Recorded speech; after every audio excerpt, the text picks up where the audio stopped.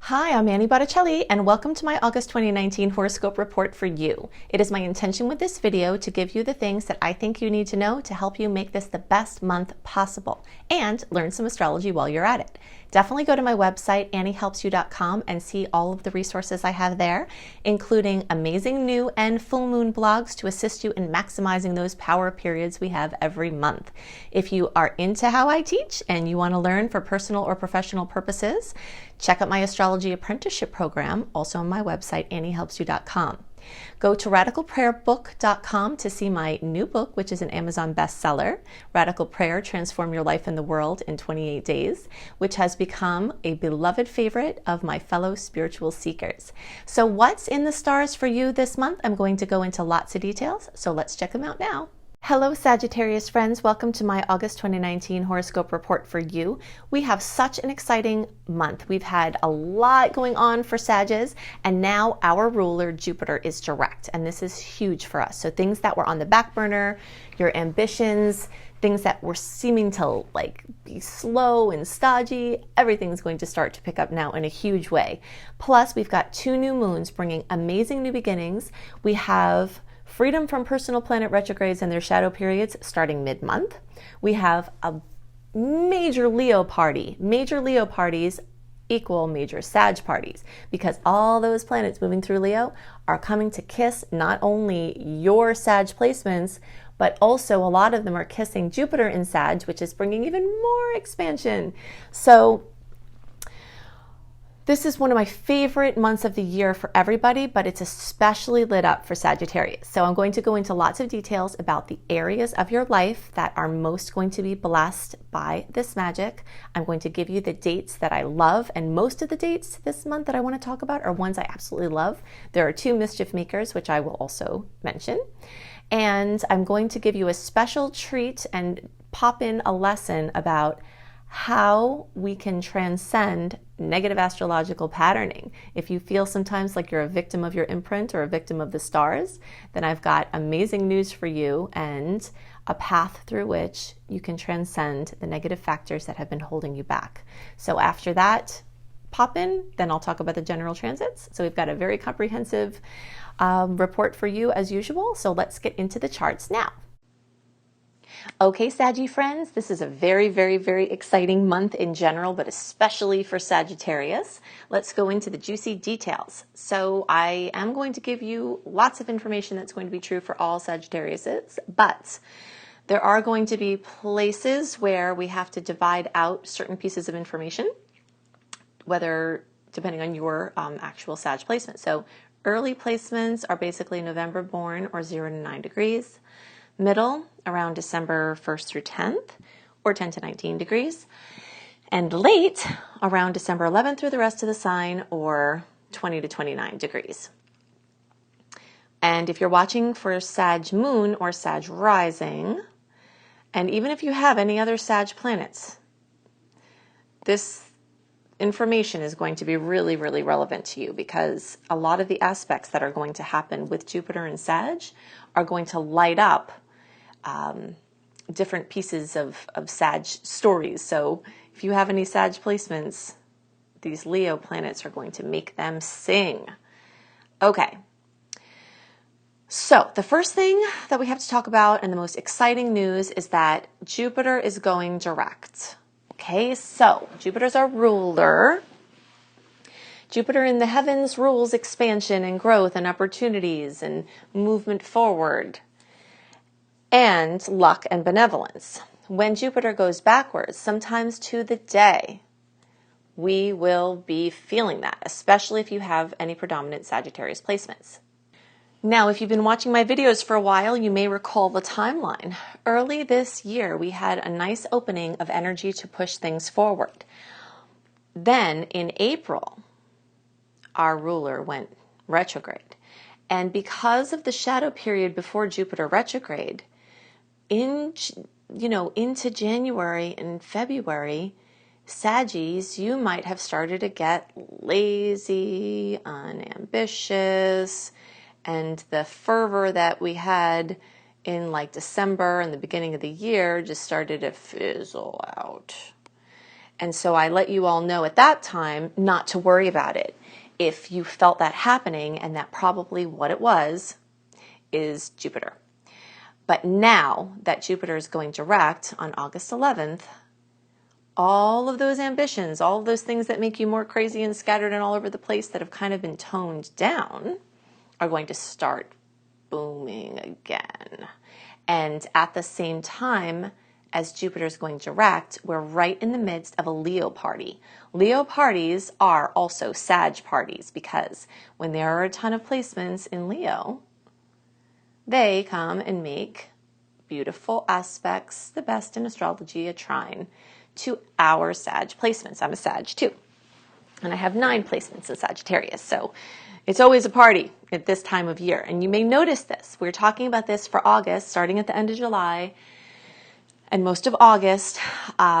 There's really, and this happens every year, there's a huge concentration on Leo energy. And when that happens every year, you will likely notice that you get super creative, things really light up for you, big steps, things going on tend to come up, and that is going to be true.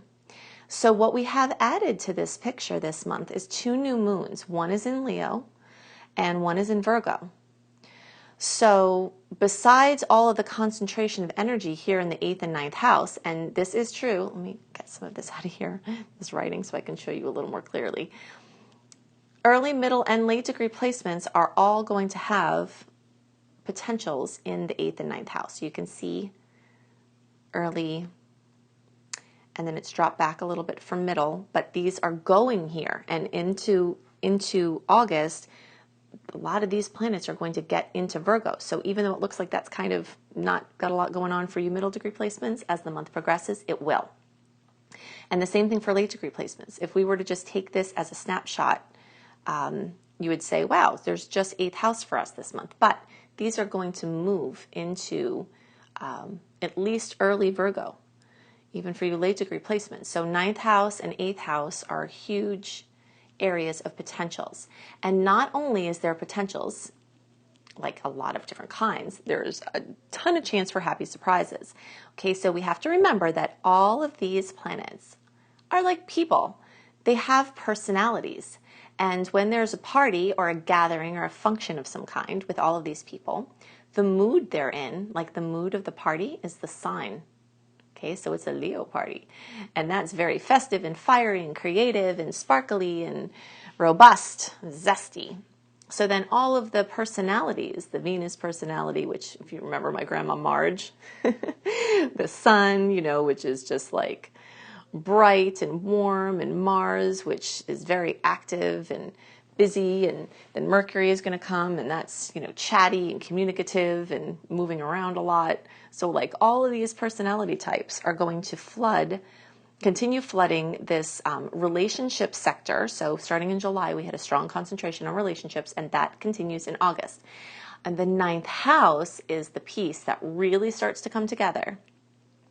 And this is the house ruled by Sagittarius. So everything Saggy about Sages get lit up like the 4th of July when the planets move into the 9th house. And when that happens, they simultaneously make the trine to the Sag planets. So it's a Sag party. It's very exciting. It's overstimulating, and it's one of the best months of the year for Sages. So it's very exciting. Some of the things that we are likely to see coming up in a big way, and this has been a theme for a while, but there's even more energy about it now, is publishing. Publishing. So many of my fellow Saggy friends, myself included, I have a publishing company. I publish my own books. I am also, anyway, I'm not going to get into the details now, but I have other publishing projects that are going on. Publishing is a huge piece for Saggy people. And this may come up for you. If you're someone that has written a book and you want to launch your book, I love August for book launches. I love August for any launches. And I'll give you, when we get to the general transit part, I'll give you all the dates that are my favorite and the couple to watch. We do have a couple, actually, I'll just tell you them now. The 2nd and the 16th, we've got some mischief making. But otherwise, what's happening this month is this 9th house is getting accentuated. And so publishing, international connections or travel, teaching, learning, you know, philosophy, spiritual work, speaking, public speaking, any kind of things like that, travel, different countries, different languages, different cultures, is getting brought out in a big way. We still have this huge concentration on shared money. So the 8th house, paying off debt, could be a big thing happening. Using, you know, making debt, so having access to credit and getting funding that you need is another big possibility, because these happy surprises, let's talk about the happy surprises. So when these planets are trining Virgo, or not Virgo, Jupiter, I don't know where I got that from, and, you know, crossing our Sag planets, the Jupiter is the planet of luck. Okay, so lots of luck and surprise things coming in there. What's also happening is that as these planets, I'm using the late degree chart, but this is true for everybody. As these planets move into Virgo, they're going to make a beautiful aspect with Uranus, the planet of surprises. So since this is a harmonious angle, those surprises are going to be happy. Now before, see Mercury and Venus, so this Venus mix with Uranus happens August 2nd. That's one of the mischief makers. That's not a great angle. So a little jolt or bobble in love or money at the beginning of the month is possible. And then as Mercury gets to that point at 6 degrees and makes that same uncomfortable angle with Uranus, there could be another like jolt, bobble, some news that throws you off. All right, but the majority of these placements or these transits are going to be amazing, because the ones that move through Leo are going to kiss Jupiter and your sign, and then as they get into Virgo, they're going to kiss Uranus and bring the happy surprises. So the places for the happy surprises are going to be very concentrated in this area of the 9th, which we just went through, and the 8th, you know, money, finances, joint ventures, and things like that. Then we have to also drill down and see where Uranus is, because that house is going to get figured in as well. All right, so let's go over here. So early degree placements, even though this looks like it's over here, right in the 5th house, early degree people, you might have some happy surprises in the 6th house from Uranus influencing there. But you can also have it in the 5th house, okay? So get our little, we make a little grid here. Actually, I'm not going to make the grid yet. I'll make the grid in a second. Okay, so middle degree, you're pretty much surprises here in the 5th house with Uranus. And then early degree placements, late degree placements, you have the 5th house as well. And it could have some whispers in the 4th house. All right, so let me make this little grid now. You can see that. Gosh, that's very messy. I'm going to get that out of there. Okay, so early, middle, and late.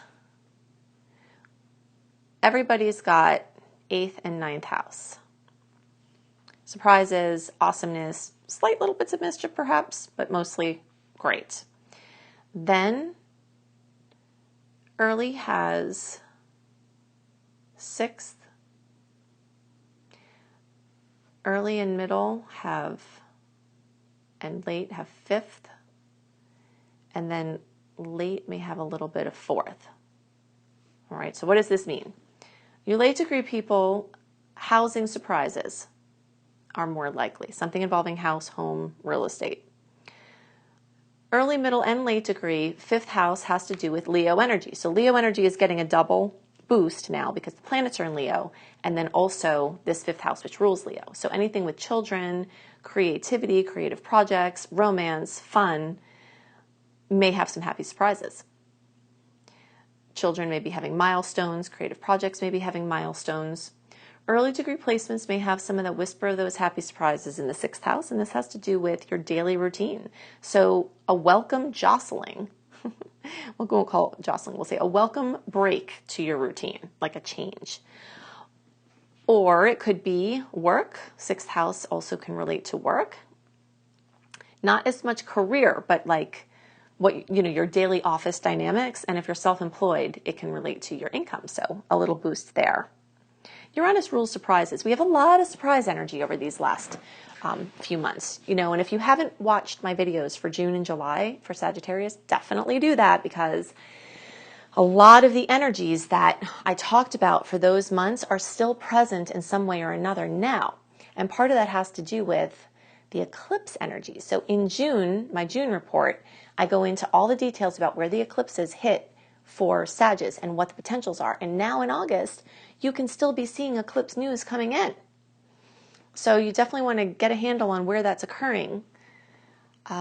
This sixth house can also be pets. So especially you early people, surprise animal coming into the picture.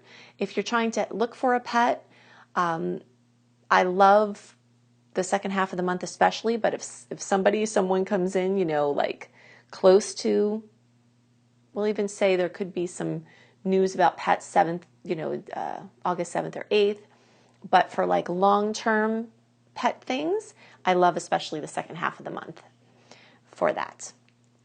Okay, so one more piece that we want to tie in here with the houses has to do with Jupiter. So for your early degree placements, Jupiter is now direct cruising through your first house. Some of you middle, it will be in the first house. Some of you middle, it's still in the 12th house, but really for most middle, it's influencing both first and second. And late degree placements, you have Jupiter in the 12th. Okay, so we're going to put 1 up here for early and middle, and we're going to put 12 down here for middle and late.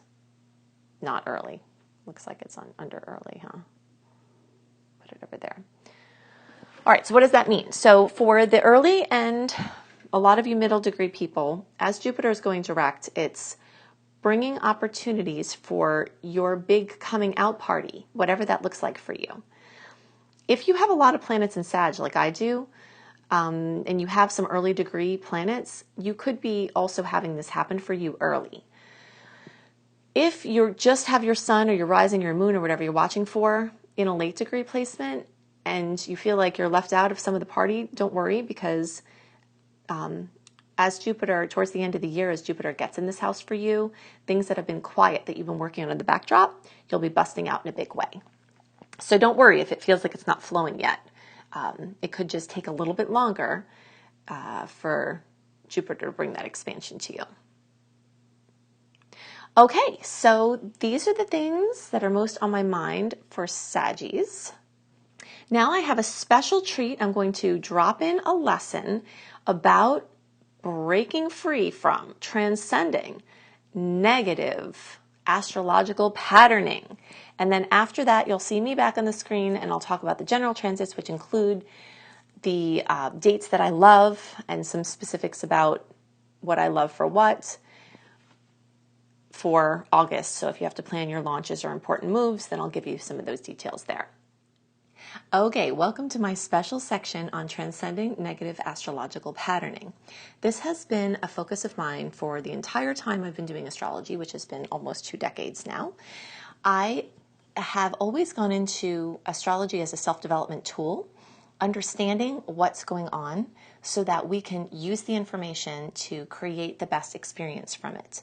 Now, the more you follow astrology and you start to see the amount of things that are true that you can see in there, both from your wiring and the things occurring in the stars, then you start to, some people will start to get a fatalistic attitude towards it and think, wow, since all of that's in there, I must be doomed to continue experiencing that. And for many people and in many instances, that is actually occurring if you are not actively clearing the negative astrological patterning. There's a very complicated discussion as to what it is we bring in with us astrologically and where those pieces come from. But for this discussion, I'm going to focus on strictly the genes, the DNA, the genetics, okay? So this has to do with our ancestry, our bloodline, and things we pull in genetically. Now, we don't just pull in medical issues genetically. We don't just pull in how we look genetically. I believe that we pull in belief systems. And as we are imprinted with these potentials in the genes, we are then in a situation where nurture, our environment, can help to express those potentials or help to express different potentials. So, if you're feeling trapped in something that has been a pattern in your life, whether or not you also notice that that was a pattern in your genealogy, there are ways that you can get the better end of that. If there's something awesome programmed in, like you're a math wizard or an artistic genius, then yeah, we want to keep that, right? But we're talking about the negative astrological patterning, these belief systems that are creating our reality, a lot of times completely out of our awareness. And even when you start to become aware that it's in there and you're creating from it, the task of clearing it up is, very rigorous self-development. But it can be done. Those subconscious programs have to be dealt with because those are creating the environment for your cells, for your DNA to actually express. So I want to talk about a scientist. His name is Bruce Lipton. He's a stem cell biologist. You can find Bruce Lipton on YouTube. You can get his book, The Biology of Belief. Okay, this is landmark stuff here. And it directly relates to astrology because astrology shows us genetics, basically, that we come in with. And I'm seeing this more and more all the time. All kinds of genetic issues and genetic tendencies are being carried over. You can see them in the chart. Okay, so the biology of belief, you can find that to go deeper into this. But basically what happened, okay, so I'll give you the story of what's gone on because this is going to help empower you with the goal of transcending negative astrological patterning to understand this from a scientific perspective. Okay, so the basis of the biology of belief is that genes do not control life. Okay, that's a big bomb, right? Big bomb.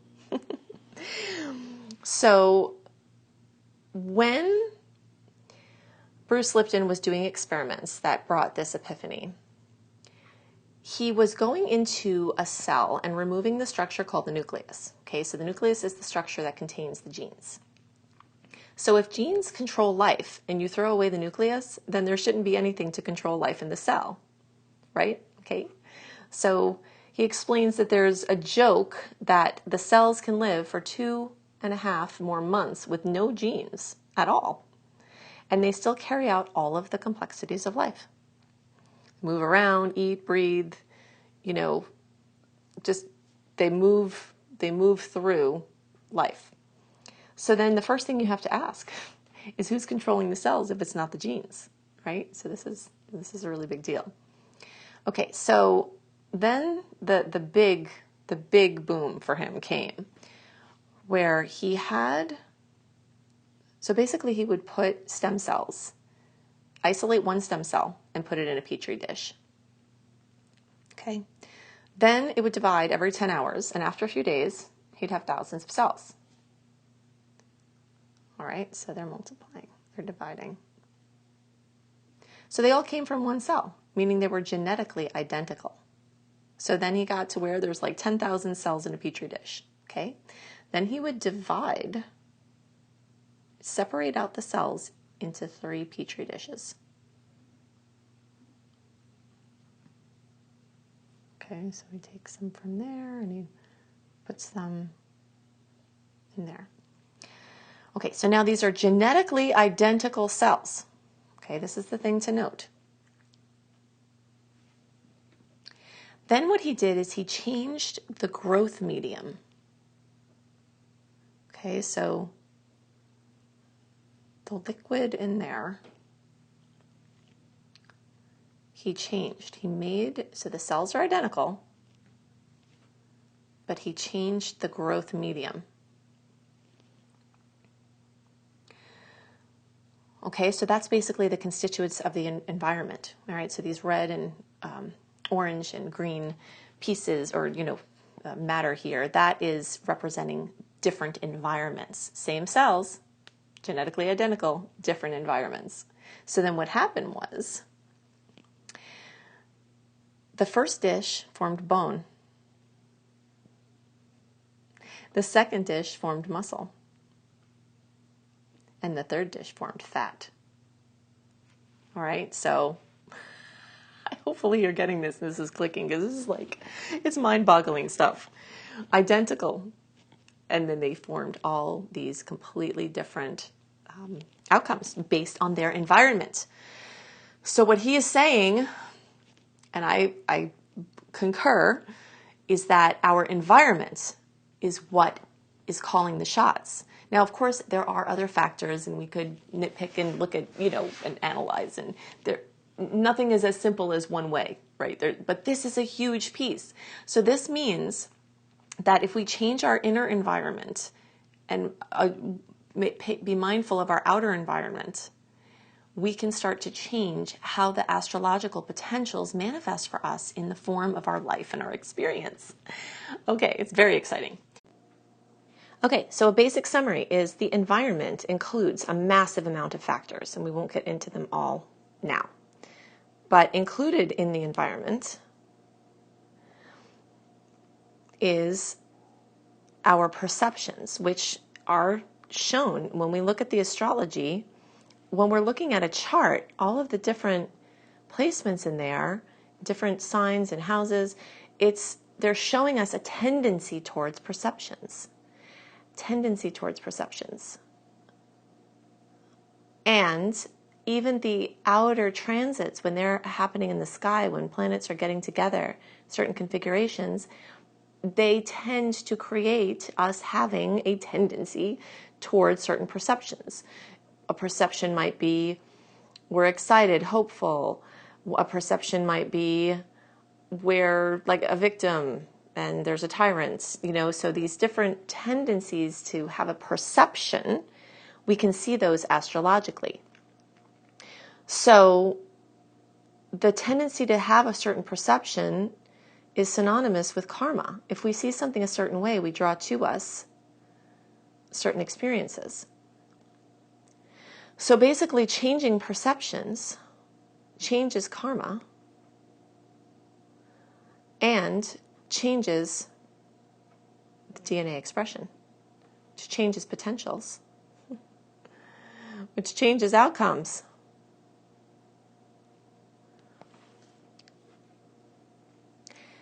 So we can basically have more say in our lives by changing our perceptions. Seeing how the perceptions we have are creating our experiences. And sometimes they're deep inner, unconscious, subconscious perceptions, but you're having a certain perception because of the outcome. Like if you are having trouble with money, inside you have a perception that you can't earn money, that you, for whatever different reasons, if you have a perception inside that you can't trust partners, well, then you pull in people that aren't trustworthy, things like that. So pinpointing perceptions, which you can do very nicely with astrology, shifting the perceptions with tools, like I always, suggesting EFT and many other things, help to change those perceptions. And that changes the environment, which affects the whole cascade. It's very empowering. It does create a need for accountability, though. Like, our current circumstances are sourced within us and outside of us, but because that's part of the environment, but our inner environment, we can affect our perceptions, and then we can still change all of that. So you can see from all of this why I always talk about inner work and why I can't separate astrology from coaching or suggesting inner work and self-development, because how you experience the stars is going to depend on your perceptions. And if you want to have a better experience, you have to change the perceptions. Well, then you have to use the tools to change the perceptions. And that goes from a victim mentality to true empowerment, that we have the power. So you have the power. You have the power to change your life. You just have to be diligent, consistent with effective inner tools. I'm calling the theme of August 2019 for all signs, happy surprises abound. This is one of my favorite months of the whole year for sweetness and magic and wonderful things, There are way more sweet aspects this month than there are salty ones. And in fact, we really only have two little troublemakers that I'm most concerned about, where everything else is just sweet. Now, do note that because we are so soon after the eclipses, that earth-shaking eclipse news can still be coming in from July, but they're not coming in from the aspects in August. Those are carryovers from these major events in July. If you haven't already watched my June and July reports, then definitely check that out, because there are pieces in there that are very relevant for this whole period of time. And in the June report, I go into the details about how each eclipse worked your sign individually. So I see those reports as a sister companion to this report as well. So this is a very unusual month. It's very rare that we have like at least 12 beautiful aspects and only 2 difficult ones. So we do have a couple of things to look out for. So I'm going to go into those things. The first thing we need to know is, besides the eclipse changes that are coming in and are starting to set foot, that's definitely still very current in August. If you had things come to you in July and you were holding off to officially sign or to officially put things into motion for the opportunities that came to you in July, I love the middle of August and after for that. There are some sweet days in the first half of August, but those are for more short-term contracts or ones of lower stakes. I am going to go into the dates that I love most for what here in a second, but just be aware that Mercury went direct right at the very end of July. So really at the beginning of August, we're very much covered in Mercury retrograde, and really until August 15th, there's, confusion or uncertainty or still ironing things out, or kind of like temporary or bridge agreement type of energies. But it is a good time to wrap things up, but a lot of new things are also going to be coming in. So that's exciting. So the whole month is definitely very sparkly with zesty Leo energy. And this is burning bright with creative potential. This is, a wonderful month full of the combination of zest from Leo and grounding Virgo. And whenever we have energy like that, it really helps us to be super productive, because there are so many potentials crackling around, but then we also have this, wherewithal and focus to do something about it. So it can really bring substance to that glowing creative potential. It's a truly magical time in the cosmos. So this is one of my favorite months of the whole year for taking big steps, for basking in glory of events that led up to come to fruition now. So basically for projects that have a shorter term intention, like a 6 to 9 month project, or something that is just a carryover of something you've been working on, August 7th, 8th, 11th, and 13th could be great for that. For the ones that you are doing like a major launch, big steps, life-changing decisions, long-term things, long-term commitments, my favorite dates are the 21st, the 26th, the 28th, the 30th, and the 31st. So you can also get a write-up of the dates, why I like the dates, what could happen around those times, and other things to look out for a month ahead in your inbox when you sign up for my free email newsletter. So when you go to AnnieHelpsYou.com, you will get my write-up a month before the actual month, so you can have a written version of my general transit report for you. Plus you get my 28-day virtual coaching program called Shine for free when you sign up for my free email newsletter. So you can check that out at AnnieHelpsYou.com. So drama and stress are more likely in the days around August 2nd and August 16th. Those are the only times where, now, like I said, not to say that drama can't come from something in your personal chart. Our personal chart is something that we can't really take into consideration when we're looking at horoscopes, because there are so many individual factors in your individual chart that we can't see in the horoscopes. But from the general horoscope perspective, it's very clear sailing. So I'm just going to point out the challenging ones. On August 2nd, we have this Venus in Leo squaring Uranus and Taurus. So even though the theme of this month is happy surprises abound based on all this sweet energy and also a lot of sweet aspects with Uranus, which is why I have the word surprise in there, because Uranus tends to bring surprises. When it's in a challenging aspect, sometimes those surprises are not welcome. And this August 2nd one could be unpleasant or jostling, especially in the areas of money or love or your certainty within yourself. So definitely also guard your physical body with extra care and walk with more awareness, okay? Because it's more likely that something will come flying from a window when you're walking, or, you know, that you just have to pay more attention at this time and guard your physical body. And also just be aware that some bumps might come in that the areas of love and beauty and money. The second one that, again, this is an aspect with Uranus. This energy is very much the energy of surprises. And if you've been watching my reports over the last few months, you'll notice I've been using the word surprise a lot. And that's because eclipses bring them in. Sometimes they bring in something that we've expected and hoped for. And in that way, it's not exactly a surprise, but when it actually comes to fruition, it kind of feels like a surprise. So, but then sometimes eclipses also bring in surprises where we're like, we don't really like that. But eclipses have a similar energy to the planet Uranus, and Uranus brings in just like things out of the blue, you know, jolts to your nervous system. And sometimes those are happy jolts, like I said, when they're in sweet aspects, but when they're in these challenging ones, that's when you got to watch out. So we have two of those challenging ones this month, the first and the second. First one is on the 2nd of August, and the second is on August 16th. Now, since that one on August 16th is energetically combined with the full moon in Aquarius, that could be, even though it's a positive full moon in a lot of ways, and I love it for a lot of reasons, this combination of this other aspect being near it is a mixed bag, because you could have something sweet occurring at the same time as the surprise comes in. And since it's in Mercury, it rules news. It also rules mobility. So like being extra careful when walking and driving. And, you know, this is the standard place where we warn, don't text and drive. Don't walk and text. Don't be on your bike texting. Things where your physical body really needs to be minded more, or other people's. This is a time where you don't want to push your luck. So shocking news and other events are more likely.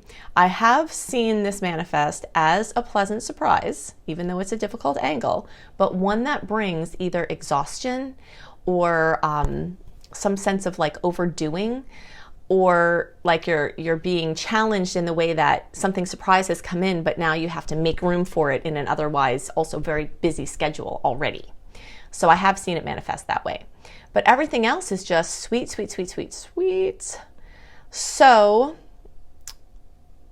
those are the things that are most on my mind for the general transits, is just a lot of sweetness. Definitely go to my website, anniehelpsyou.com, sign up for my free email newsletter. You'll get to see more details about why I like those days that I listed, and what my why I think that they're amazing times for launches. So I go into like an itemized look at each day and each transit in that report.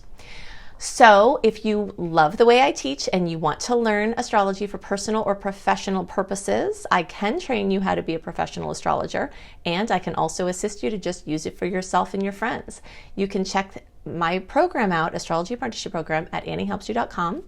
And if you like written horoscopes by me, you can go to cozybysweetstarlight.com.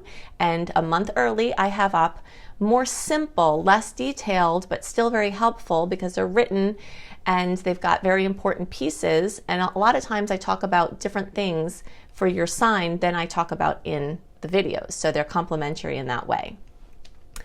So you can check those things out. Look at my book, radicalprayerbook.com, or you can just search for Annie Botticelli, Radical Prayer on Amazon. My wonderful little book of prayers and affirmations to help you live in your highest expression. You can see that at radicalprayerbook.com.